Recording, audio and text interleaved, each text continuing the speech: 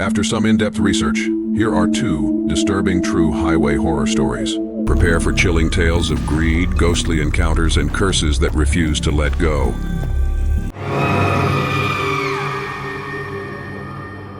The clock read 11:47 p.m. as James sped down the infamous Black Hollow Highway, a desolate stretch cutting through miles of forested wilderness. Known for strange disappearances, the highway was shrouded in urban legends warning travelers never to venture there after dark. James didn't believe in ghost stories. Exhausted and running late, he chose the shortcut, shaving an hour off his trip despite his friend's warnings. The road was eerily quiet, surrounded by towering trees. A dense fog distorted his headlights, limiting visibility to just a few feet. Static hissed on the radio and his phone had no signal. As he drove, an unshakable unease crept over him. The air felt colder than it should be for summer. Then he saw her. A woman in a tattered white dress stood on the shoulder, her long dark hair obscuring her face. James slammed on the brakes, stopping just feet from her. His heart pounded. "Are you okay? Do you need help?" he called, rolling down his window. The woman didn't answer, only raised a stiff, unnatural hand to point down the road. Despite his hesitation, James decided to help. "Get in, I'll take you where you need to go." She climbed into the passenger seat without a word. A chill filled the car, and a faint metallic scent, like rust, lingered in the air. She stared silently out the window. "Where are you headed?" James asked, his voice strained. "Just drive," she whispered. As he obeyed, the fog thickened, turning the road into an endless gray tunnel. After minutes of tense silence, she spoke again. "Do you see it?" "See what?" he asked, his hands tightening on the wheel. She pointed ahead. A tall, thin figure stood in the middle of the road, its limbs elongated and eyes glowing faintly in the mist. Swerving to avoid it, James nearly lost control. When he looked back, the figure was gone. "What was that?" he stammered. The woman didn't answer, instead humming a low, haunting melody that sent chills down his spine. The road stretched endlessly. The trees, the fog, the oppressive darkness, all remained unchanged. He glanced at the dashboard. 11:47 p.m., unchanged. Panic set in. "What's going on?" The woman turned toward him, revealing her face. Pale, cracked skin, sunken black eyes, and a jagged-toothed smile. "You shouldn't have stopped," she hissed. The car shuddered to a halt, its engine dead. Shadows emerged from the fog, their glowing eyes fixed on James. They surrounded the car, whispering in an incomprehensible language. James screamed as the woman leaned closer, her icy breath chilling his neck. "Welcome to Black Hollow," she whispered. The last thing James saw was shadowy hands dragging him into the fog. By morning, his car was found abandoned and covered in frost, the driver's seat empty. The clock still read 11:47 p.m. To this day, travelers on Black Hollow Highway report seeing a ghostly figure in a tattered white dress, waiting silently for her next ride. The stretch of Old Harper Highway was notorious among truckers for its desolation. No streetlights, no towns for miles, just endless asphalt cutting through barren desert under an ink-black sky. Jacob had been driving through the night, his semi loaded with goods destined for California. The hum of the engine was his only company, and the rhythmic thump of the tires on the cracked pavement lulled him into a trance-like state. It was 3:12 a.m. when he saw her, a woman standing on the side of the road waving frantically. She wore a red jacket and jeans, her hair wild from the wind. "Not a good place to be stranded," Jacob muttered, slowing down. He wasn't the type to pick up hitchhikers, but something about her desperation tugged at him.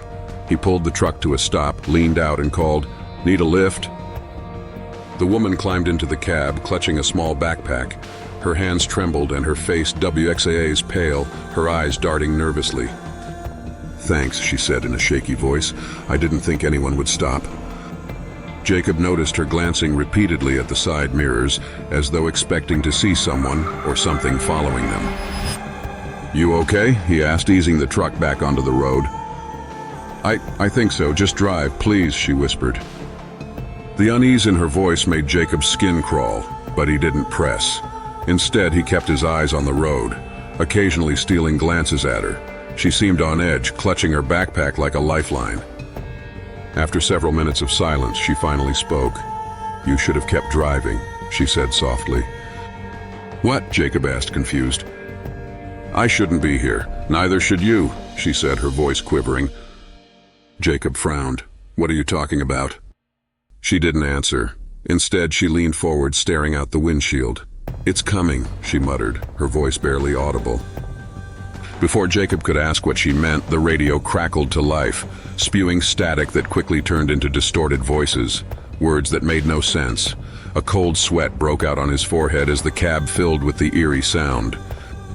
Then, he saw it in the distance.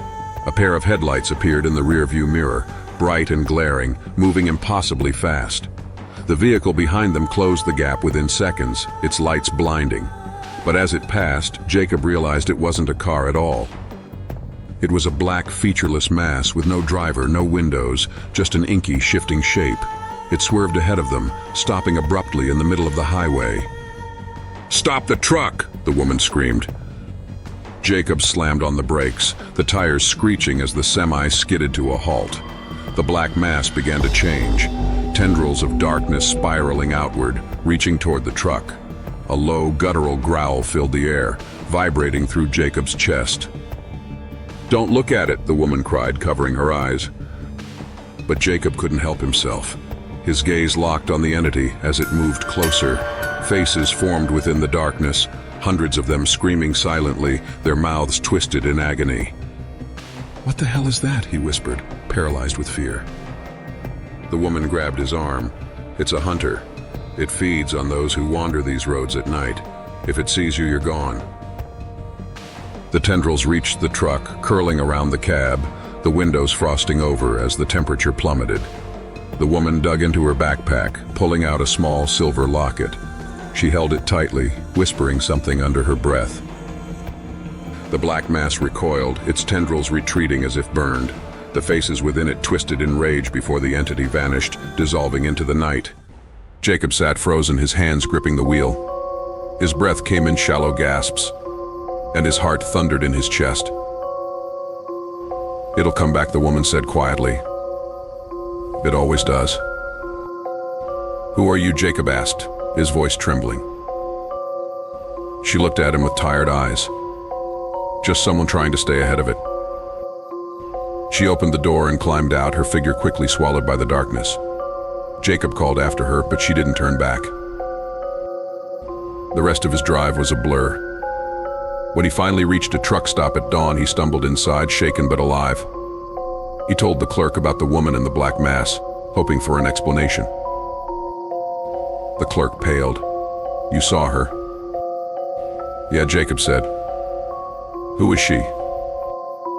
The clerk leaned in, his voice barely above a whisper. "They say she died on this highway years ago, trying to escape. That thing. Now she warns others, but not everyone listens. You're lucky she was with you." Jacob never drove Old Harper Highway again. And every time he saw a hitchhiker afterward, he kept driving, praying it wasn't too late for them. At the end, don't forget to like, share, and subscribe to our channel for more gripping stories. Hit the bell icon to stay updated with our latest content. We appreciate your support.